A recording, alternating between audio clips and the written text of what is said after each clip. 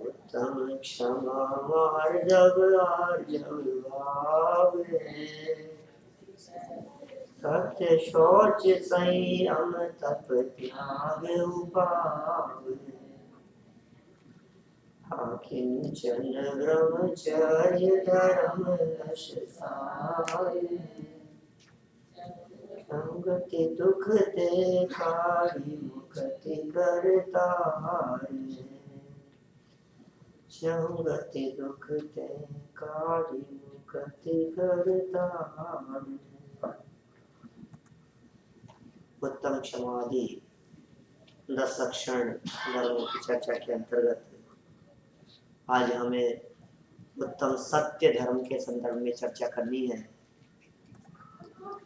क्या है सत्य का स्वरूप, कैसी महिमाएं हैं इस सत्य धर्म की, और इस सत्य धर्म को जीवन में कैसे अपनाया जाए, इस सत्य धर्म को जीवन में कैसे धारण किया जाए।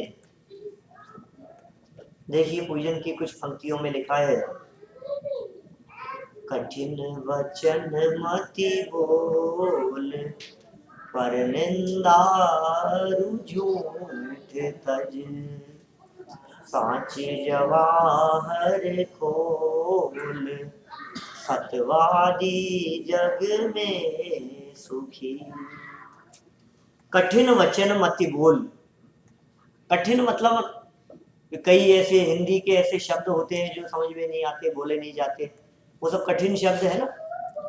नहीं, कठिन का मतलब ये नहीं, कठिन माने कठोर, कठोर माने कैसे कि जो अच्छे नहीं लगते हो। कठिन वचन मति बोल, कि क्या है कठिन वचन की, पर निंदा और झूठ तज, ऐसे वचन नहीं बोलना चाहिए जो वचन भले ही सत्य हो लेकिन सामने वाले के हृदय को पीड़ा पहुंचाने वाले हो। मन को ठेस पहुंचाने वाले शब्द यदि हमारे माध्यम से बोले जा रहे हैं तो वो भी असत्य वचन की श्रेणी में आता है। कितने लोग जानते हैं इस बात को, ये सब सही तो कहा है हमने, हमने कौन सी गलत बात कह दी है कि भैया तुम्हारी बात तो सही थी लेकिन फिर भी दूसरे के दिल को ठेस पहुंचाने वाली है, इसलिए वो असत्य है। जब सत्य वचन की बात कही जाती है तो सत्य वचन का अर्थ इतना मात्र ही नहीं लेना चाहिए कि जो जैसा हो बस वैसा कह दिया हमने तो फाइनल बात है, अब इसमें कुछ नहीं, उसका नाम सत्य नहीं है। क्या कहा, कठिन वचन मति बोल, पर निंदा, दूसरे की निंदा नहीं होनी चाहिए, आलोचना नहीं होनी चाहिए। हमारा कितना समय दूसरों की निंदा में बीतता है, दूसरे की बुराई करने में कितना समय जाता है। पर निंदा और झूठ तज, और सांच जवाहर खोल, यह सत्य तो जवाहरात के समान है। सत्यवादी जग में सुखी, और जो सत्य बोलता है ऐसा सत्य बोलने वाला सत्यवादी जग में सुखी। आपको लगती है सही है ये बात, सत्यवादी जग में सुखी। बाबा हरिश्चंद्र, राजा हरिश्चंद्र है, सुखी थे क्या? वो घर बार चला गया, परिवार चला गया सत्य बोलने के चक्कर में। कह रहे सत्यवादी जग में सुखी, सत्यवादी जग में दुखी, ऐसा ऐसा होना चाहिए। दो मित्र थे और दोनों मित्र ट्रेन में सफर कर रहे थे बिना टिकट। एक को पता नहीं रास्ते में क्या बुद्धि में आया, तो लगा कि यार मैं गलत कर रहा हूं, अपने को तो कह देना चाहिए जाकर के। उसमें पागल हो गया है क्या कि नहीं नहीं मैं तो जा रहा हूं। दूसरे ने कहा कि नहीं तू, तेरे को जाना हो तो जा, मैं अलग हो जाता हूँ। ठीक है, उसने जाकर के कह दिया। क्या हुआ होगा उसके साथ? जिसने बीच ट्रेन में जाकर के कहा हो चलती ट्रेन में कि मैं बिना टिकट आया हूं, उसके साथ क्या हुआ होगा? कुछ नहीं, कि पैसा देकर के टिकट ले लिया होगा। ठीक है, फाइन नहीं लगा होगा, फाइन भी लगा होगा। इतने समय तक जो बिना टिकट आए हो ना, इतनी दूरी तक, और जो बिना टिकट कर रहे थे तो फाइन भी लगा उसको। और वो जो दूसरा व्यक्ति था जिसने कुछ नहीं कहा वो निकल गया। कौन सुखी है बोलो?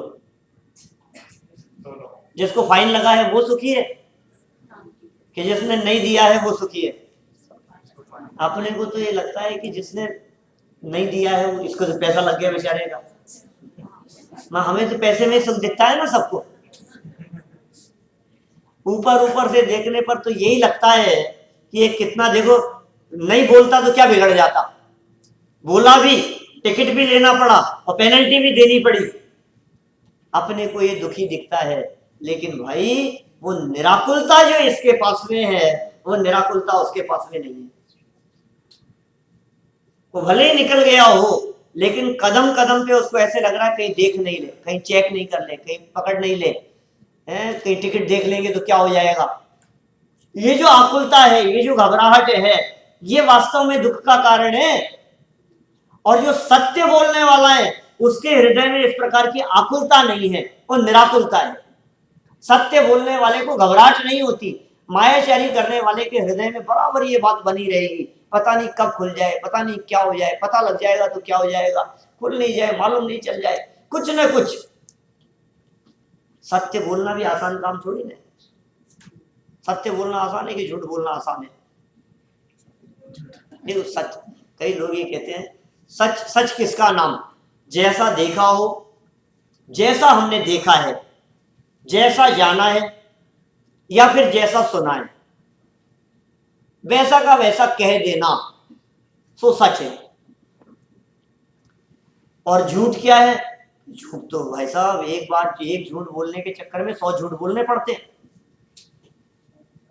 फिर वो झूठ प्रकट नहीं हो जाए, उस बात का पता नहीं लग जाए, फिर उसके ऊपर कुछ ना कुछ, एक के चक्कर में दो, दो के चक्कर में 4, पता नहीं उसके लिए वो और इसके लिए कुछ ना कुछ। क्या चीज आसान है बोलो? सच बोलना आसान है कि झूठ बोलना आसान है?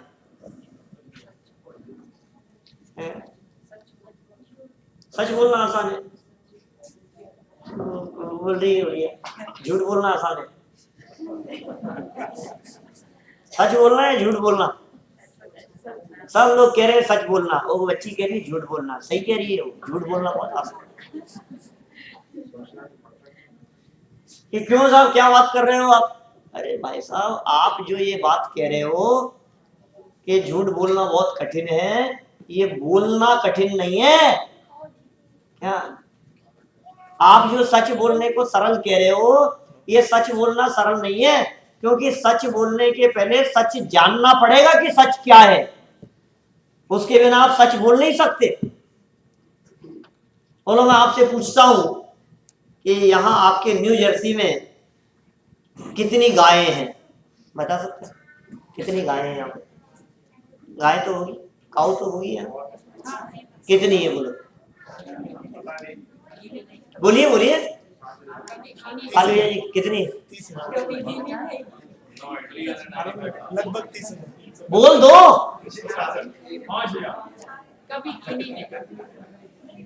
पता है क्यों नहीं बोल पा रहे हैं आप? उसका कारण ये है कि सच आपको पता नहीं है और झूठ आप बोलना नहीं चाहते। सच बोलना बहुत कठिन काम है। सच बोलने के पहले सच को जानना पड़ेगा। मैंने आपसे पूछा कितने बजे सूर्योदय होता है? जी, सूर्योदय कितने बजे होता है? अच्छा, सूर्यास्त कितने बज के कितने मिनट पे होता है?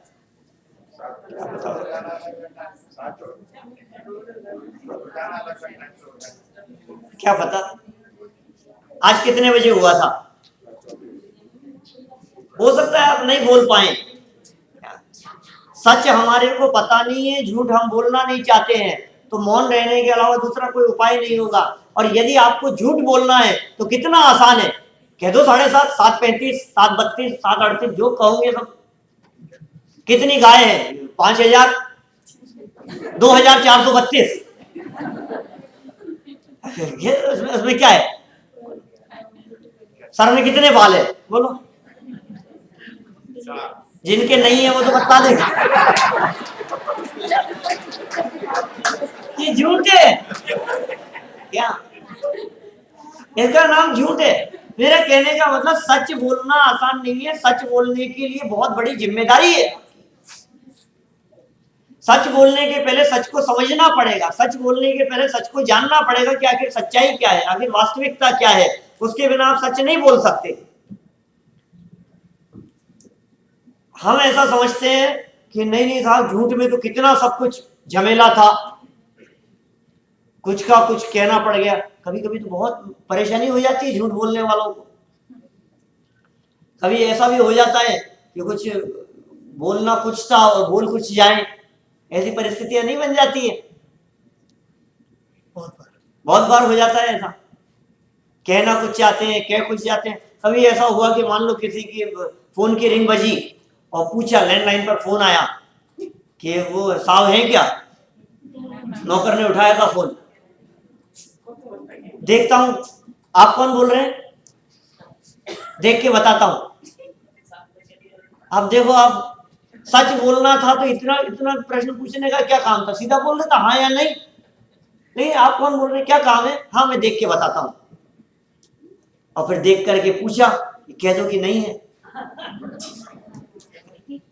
अब समझदार होगा तो ठीक है, और थोड़ा सा ना समझ हुआ तो कह देगा साहब कह रहे हैं कि कह दो नहीं है।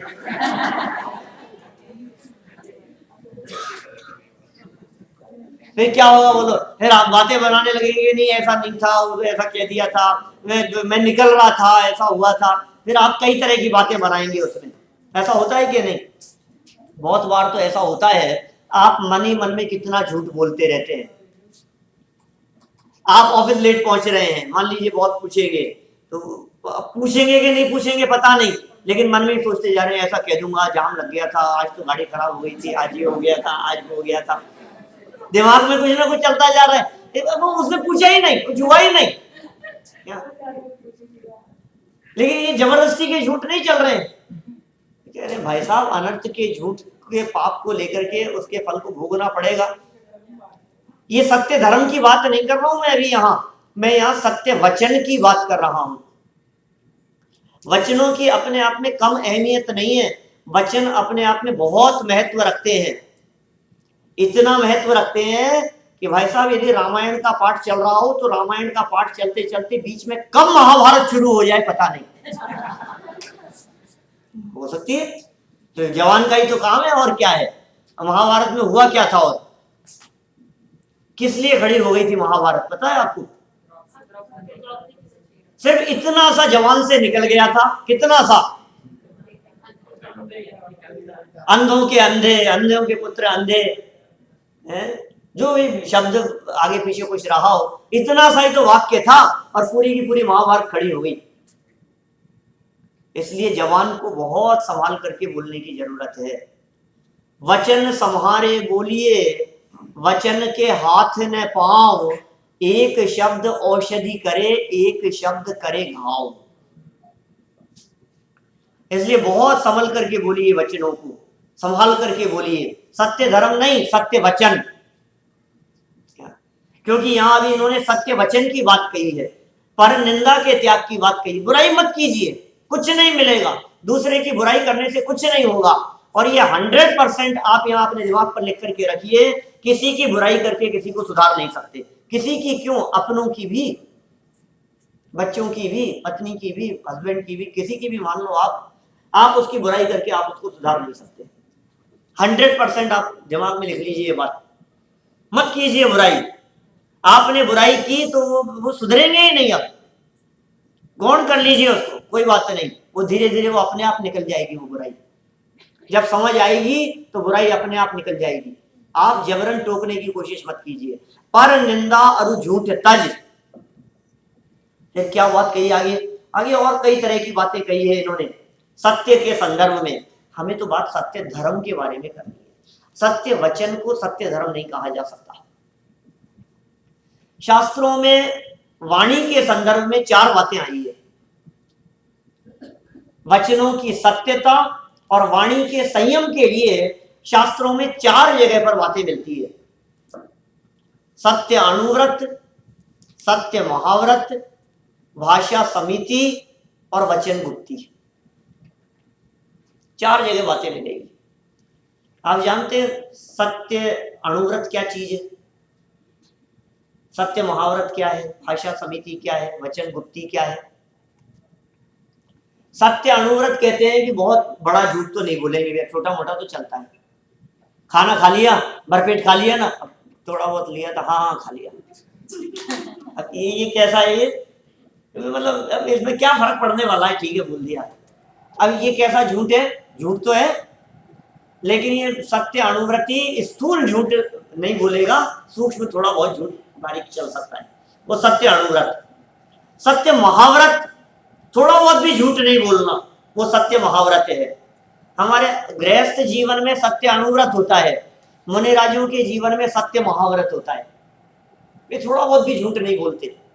बहुत सारे लोग इस तरह के तर्क करते हैं, इस तरह की बातें मुनि राजों को फंसाने के लिए, या ऐसी बातें करते हुए कि हाथ में चिड़िया पकड़ ली, बोलो जिंदा है कि मरी हुई है। मरी हुई बोलोगे तो उड़ा के दिखा देंगे, और जिंदा बोलोगे तो मार के दिखा देंगे। बोलो जिंदा है मरी है, क्या बोलते हो? बोलना जरूरी नहीं है। बहुत इस तरह के प्रश्न करते हैं लोग। एक गाय जा रही थी और शिकारी उनके पीछे दौड़ रहा था, और किसी मोड़ पर जाकर के और वो गाय पता नहीं किधर घूम गई, और वहां मुनिराज बैठे हुए थे, और शिकारी ने पूछा कि वो गाय किधर गई है। अब मुनिराज क्या करेंगे बोलो? पूर्व में गई होगी तो उत्तर में बता देंगे, क्या करेंगे? मौन रहेंगे, बिल्कुल। अभी कहा ना मैंने, जवाब देना जरूरी नहीं है। बहुत सारे लोग तो ये कहते हैं, अरे क्या हो गया साहब, इधर की जगह इधर बतला दिया, कितना अच्छा किया, बचा लिया। गाय को बचाने के लिए करना चाहिए कि नहीं ऐसा? और कर लिया तो क्या हो गया इसमें? अहिंसा का तो पालन किया, गाय को तो बचा लिया, लेकिन झूठ के पाप से नहीं बच सके। दोनों ही पाप है ना, हिंसा भी पाप है तो झूठ भी तो पाप है। तो फिर सच बोल देंगे, क्यों बोलेंगे? गुलाम है उसके, नौकर है उसके, पैसा देता है वो उनको, उसके हिसाब से बोलेंगे। क्यों बोलेंगे बताओ मेरे को? मौन रहेंगे। बोलता है कि नहीं तो जान से मार दूंगा, मार दे भैया, तेरे को जो करना हो तो कर, नहीं बोलेंगे। मुनिराज सत्य महाव्रत के धनी होते हैं, असत्य वचन नहीं बोलते। बहुत जगह पर इस बात को लागू किया जा सकता है, सत्य महाव्रत की बात को। कौन सी जगहों पर? जिनागम की, शास्त्रों की जिन बातों पर आपको भरोसा नहीं हो रहा हो, आप तुरंत सोचे ये सत्य महाव्रत के धनी हैं, गलत नहीं बोलते। सब जगह पर लागू हो जाएगी ये बात, मुझे उसकी ज्यादा डिटेल में नहीं जाना। मैंने एक पॉइंट दे दिया आपको, जिस किसी पॉइंट पर आपको ये लगे अरे यार ये तो फालतू लिख दिया, लिख दिया आलू में जीव होते हैं, इनकी मम्मी अच्छी सब्जी नहीं बनाती होगी आलू की, इनको पसंद नहीं आती होगी, लिख दिया ऐसे। अब खुद को पसंद नहीं आती थी, खुद लिख गए और हमारी जान को आफत कर गए। ऐसा नहीं है, आप गलत समझ रहे हैं, ऐसा नहीं है भाई साहब। वे सत्य महाव्रत के धनी है। सत्य महाव्रत का मतलब ये है, किंचित भी झूठ जिनके जीवन में बर्दाश्त नहीं है, वे सत्य महाव्रत के धनी होते हैं। इसका नाम है सत्य महाव्रत। सत्य अनुव्रत, सत्य महाव्रत। तीसरा भाषा समिति। भाषा समिति क्या है? हित मित प्रिय वचन बोलना, उसका नाम है भाषा समिति। और चौथा है वो है वचन गुप्ती। वचन गुप्ती माने नहीं बोलना, माने यदि ये संभव हो कि बिना बोले रहा जा सके तो मत बोलो, और बिना बोले रहा नहीं जा सके तो बोलेंगे, लेकिन हित मित प्रिय वचन बोलेंगे भाषा समिति से। असत्य तो बोलेंगे ही नहीं, और फिर भी यदि सूक्ष्म असत्य से न बचा जा सके तो स्थूल असत्य तो बोलेंगे ही नहीं। चार बातें हुई, सत्य अनुव्रत, सत्य महाव्रत, भाषा समिति और वचन गुप्ती। वाणी के संयम के लिए और वाणी की सत्यता के लिए। लेकिन इनमें सत्य धर्म कौन सा है बोलो? यदि सत्य अनुव्रत को सत्य धर्म कह दिया जाएगा क्या, तो फिर मुनिराज के सत्य धर्म नहीं होगा, क्योंकि अनुव्रत तो गृहस्थ के होता है। अब यदि आप ये कहते हो कि सत्य महाव्रत सत्य धर्म है, तो फिर चौथे पांचवें गुणस्थान वाले की क्या होगा? उसके तो महाव्रत है नहीं। पॉइंट समझ में आ रहा है? जो कुछ समझ में आती है थोड़ी बहुत बातें, कठिन तो नहीं है। कहानी भी सुनाऊंगा, चिंता मत करो।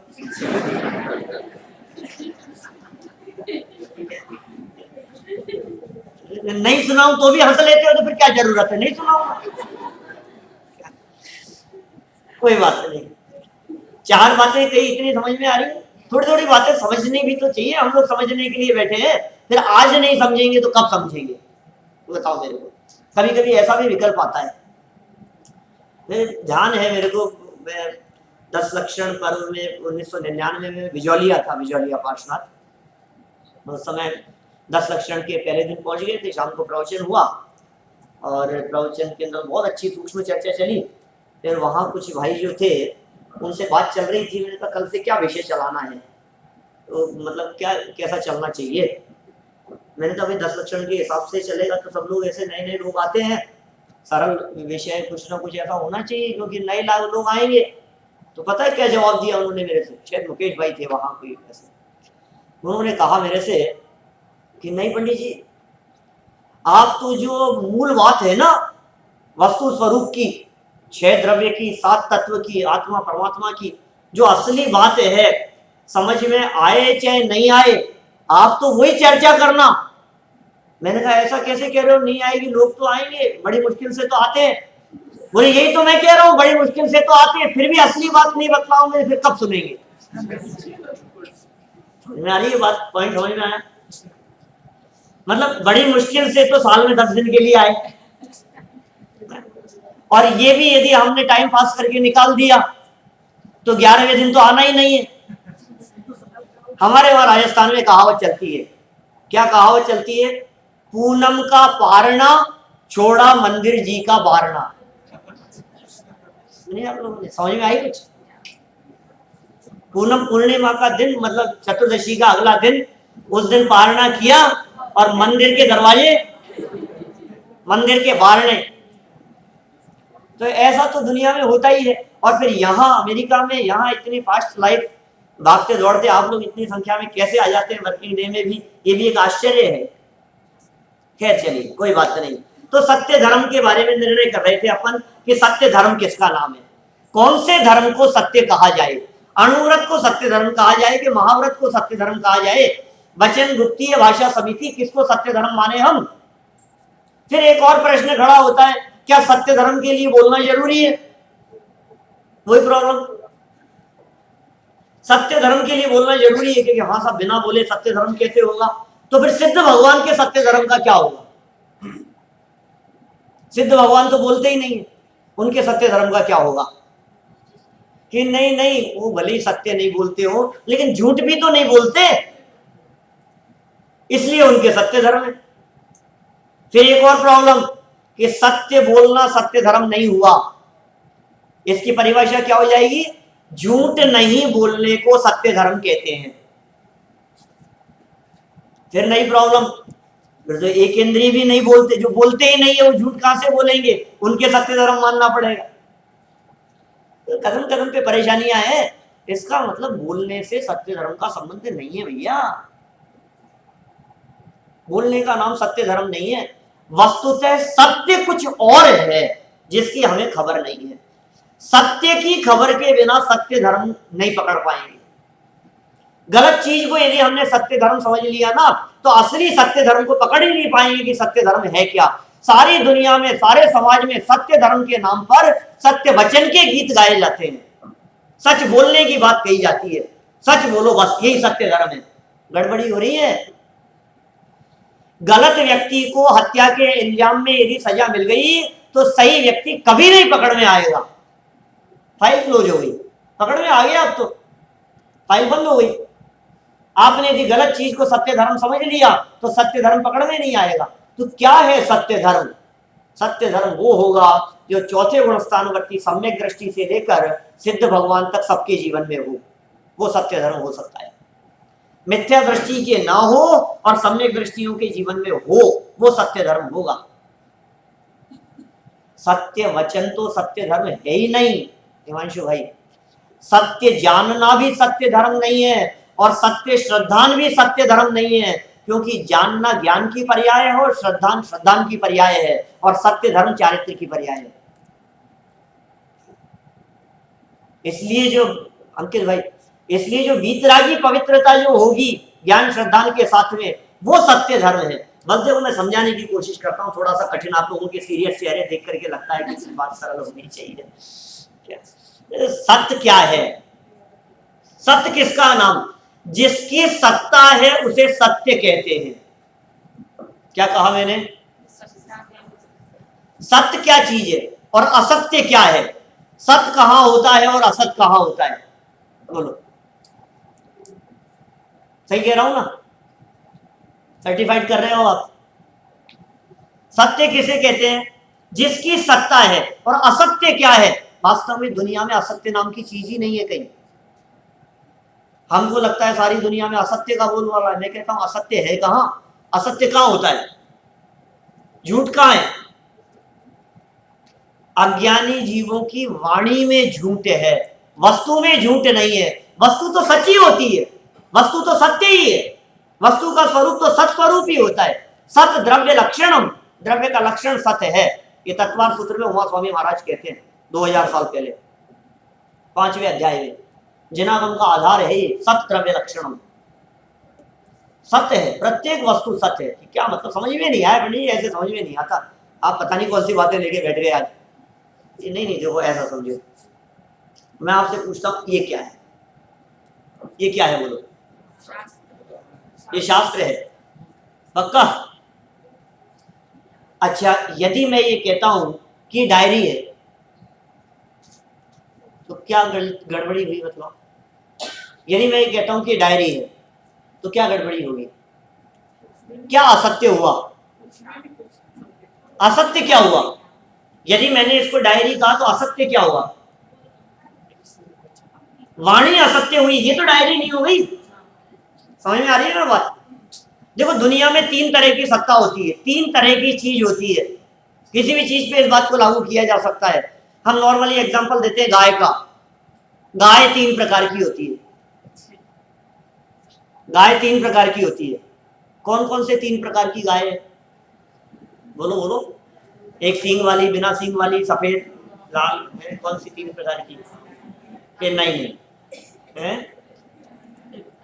3 प्रकार की। कौन कौन सी?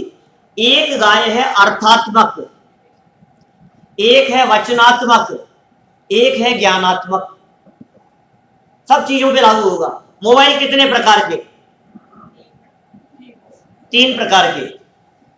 एक अर्थात्मक, अर्थात्मक माने जो वस्तु है, जो भी पदार्थ है, थोड़ा सा उपयोग एकाग्र करके समझने की कोशिश करना, बहुत सरल है। वस्तु स्वरूप समझ में आएगा।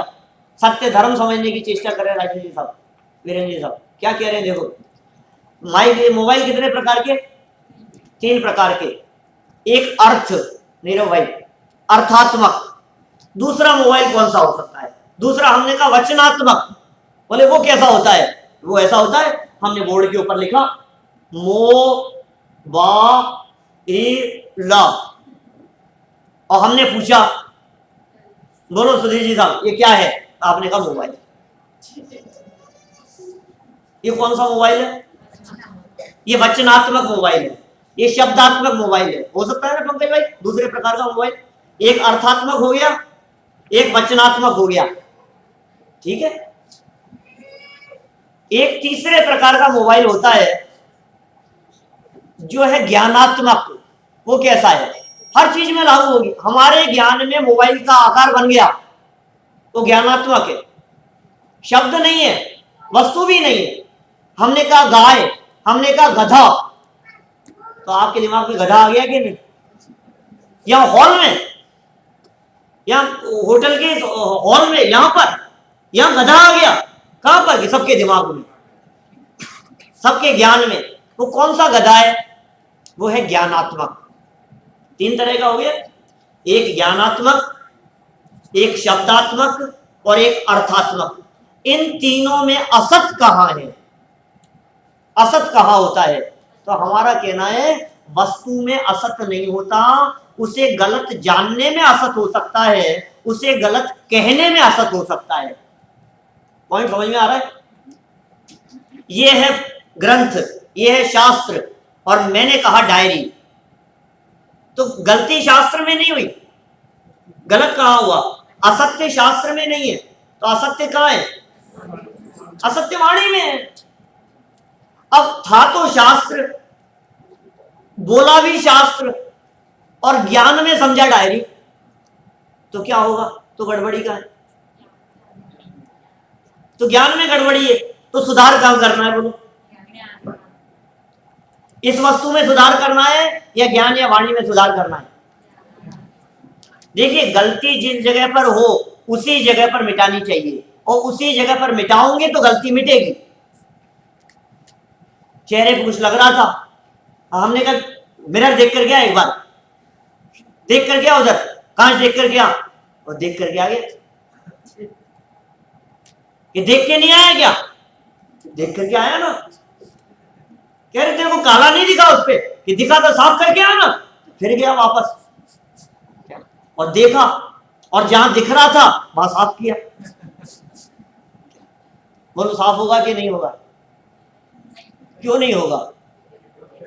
क्योंकि गंदगी जहां लग रही है ना, गलती जहां है वहां मिटानी पड़ेगी, उस पर नहीं, वहां नहीं हो रहा है, मिरर पर तो झलक रही है। तो बहुत इस तरह की बातें हो सकती है, सैकड़ों बातें की जा सकती है इसके संदर्भ में।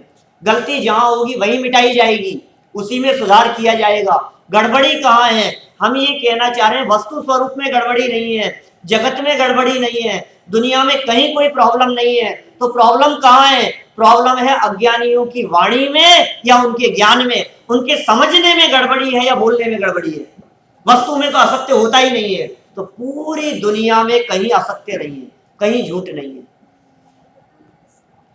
कभी कोई चीज नहीं मिल रही हो ना, तो पिताजी ये कहते हैं कि कोई चीज नहीं मिल रही है तो उसको ढूंढना बंद करो, चुपचाप बैठ जाओ। गया जब बात करते हो, कैसे मिलेगी? ऐसा बोलते हो। क्या कहते हैं? आपको पेन देख रहे हो, आपको नहीं मिल रहा है तो क्या करना? मोबाइल ढूंढ रहे हो और आप नहीं मिल रहा है तो क्या करना? बोलो ढूंढना बंद करो, बैठ जाओ चुपचाप। क्यों? क्योंकि मोबाइल नहीं खोया है, ज्ञान खो गया है। मोबाइल तो जहां था वही है। आप क्या बोल रहे हो? मोबाइल खो गया। आप गलत फहमी में है भाई साहब, मोबाइल खो गया। आप गलत फहमी में है कि ये चीज खो गई। सच बात ये है, वस्तु तो आपने जहां रखी थी वहीं रखी हुई है, तो क्या खो गया? उस वस्तु का ज्ञान खो गया। तो मिलेगी कैसे? कि ज्ञान करो, तो ढूंढने से नहीं मिलेगी। शांति से बैठो और विचार करो, कहां रखी थी, कहां हो सकती है, लास्ट टाइम कहां देखी थी, उस समय तक तो मेरे हाथ में थी। शांति से बैठ करके देखोगे तो सब दिख जाएगी, आपके ख्याल में आ जाएगी क्या है। ऐसी असत्य की बात कह रहे हैं हम। असत्य कहां है बोलो? कहीं नहीं है दुनिया में। दुनिया में असत्य की सत्ता ही नहीं है, असत्य कहां मिलेगा? लेकिन क्या करें, ये सारा दुनिया जितनी भी है ये सब बावली हो रही है, ये समझना ही नहीं चाह रही है कि सत्य कहां है और असत्य कहां है। हमें वस्तु जगत दिखाई नहीं देता है, वस्तु की सत्यता दिखाई नहीं देती है, इसलिए सब गड़बड़ी हो रही है। तो कहां तलाश रहे हैं हम सत्य को, असत्य को? कि वाणी में, भाषा में। भाई साहब, वाणी और भाषा तो सत्य स्वरूप के अनुसार होगी, वस्तु के अनुसार होगी तो वाणी भी सत्य हो जाएगी, क्योंकि वस्तु सत्य है ना, वस्तु कभी असत्य नहीं होती। इतनी तो समझ में आ गई बात। असत्य हुआ था जहां भी, लेकिन वस्तु में नहीं था। अब क्योंकि वस्तु में असत्य नहीं है, तो उसको, वस्तु को वैसा ही जान लेने पर ज्ञान भी सत्य हो जाएगा। जैसी वस्तु वैसा ज्ञान, ज्ञान सच्चा हो गया। जैसी वस्तु वैसी वाणी, तो वाणी सच्ची हुई। वचनात्मक वस्तु समझ में आई कि नहीं आपको? शब्दात्मक, अर्थात्मक और ज्ञानात्मक, तीन प्रकार की वस्तुएं समझ में आई कि नहीं? मैं यदि आपसे ये कहूं कि आप नीले पेन से लाल लिख सकते हो क्या? नहीं लिख सकते भाजी, नहीं लिख पाएंगे आप? नहीं लिख पा रहे हो, मना कर रहे हैं। अवनी जी साहब, नीले पेन से लाल कैसे लिखेंगे? कैसे नहीं लिखेंगे? जैसे लिखते हैं वैसे लिख दो, ला और ला, उसमें क्या है? लिख सकते हैं। नीले पेन से लाल लिख सकते हो आप लोग? पक्का? अच्छा, अब मेरा नेक्स्ट क्वेश्चन, जो नीले पेन से आपने लाल लिखा है वो लाल है या नीला है?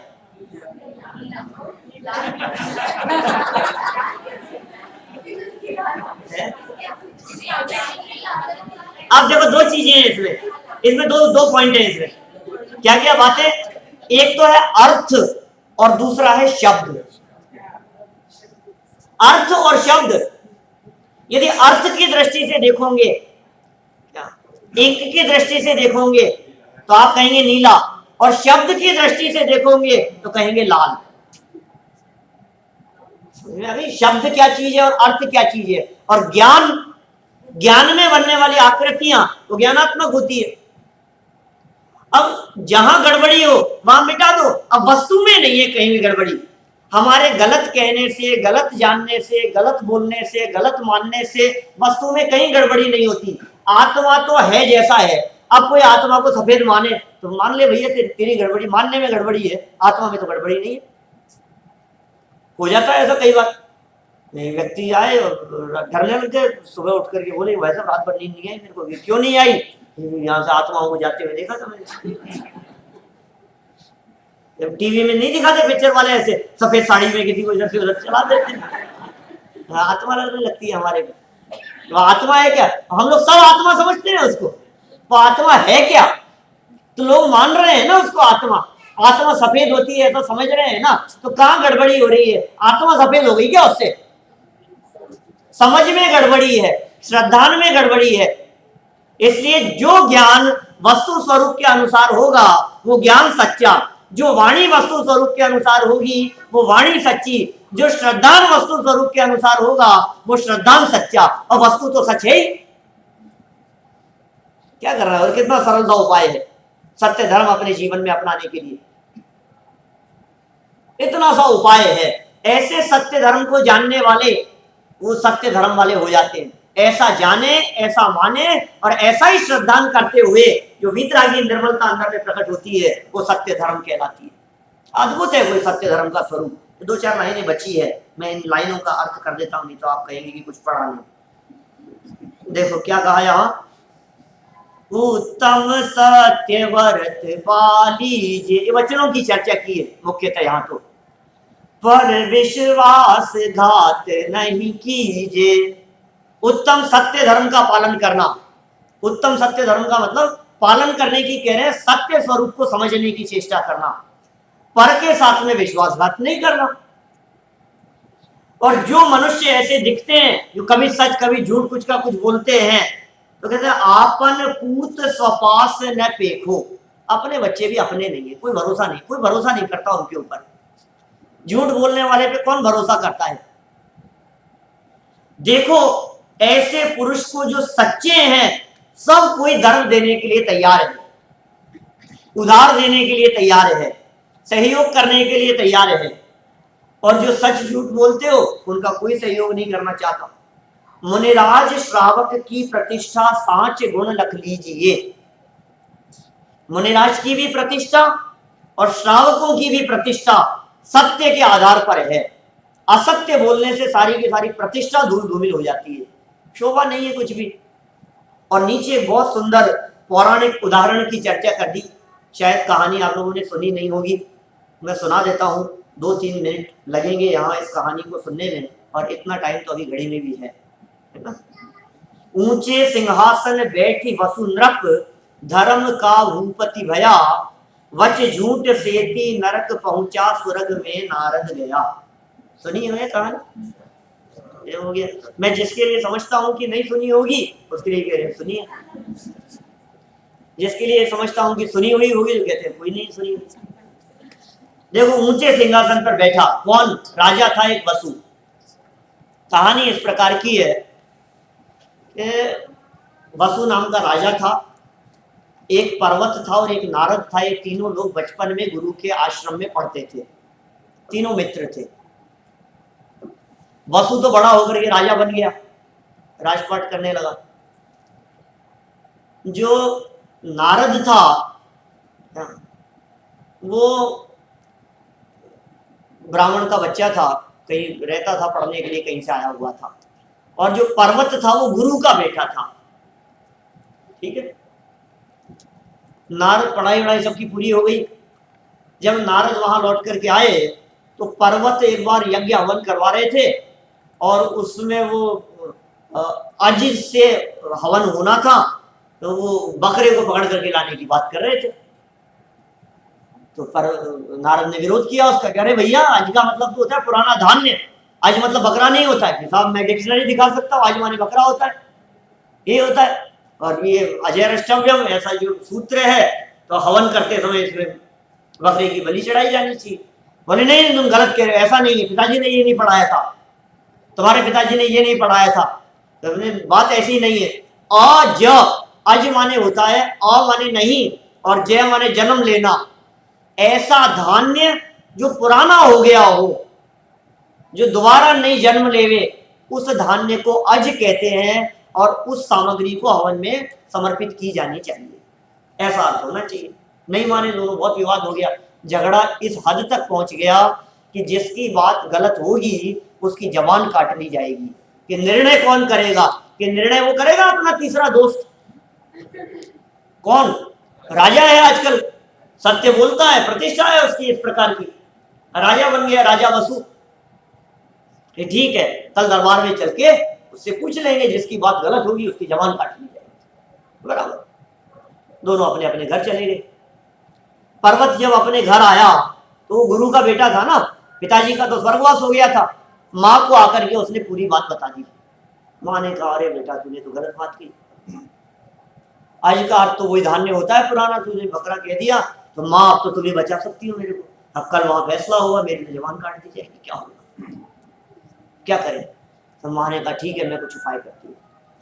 अब माँ चले गई राजा वसु के पास में पहले दिन ही, और वहां जाकर ये पूरी कहानी बतला दी कि देख इस तरह से विवाद करते हुए आएंगे, और तेरे को शिक्षा दी है, आज गुरु दक्षिणा मांगने का प्रसंग आया है, तो मैं तेरे से ये बात मांगती हूँ, मैं आदेश देती हूँ कि वो जब विवाद करते हुए आए तो तेरे को यही कहना है कि आज का अर्थ बकरा होता है।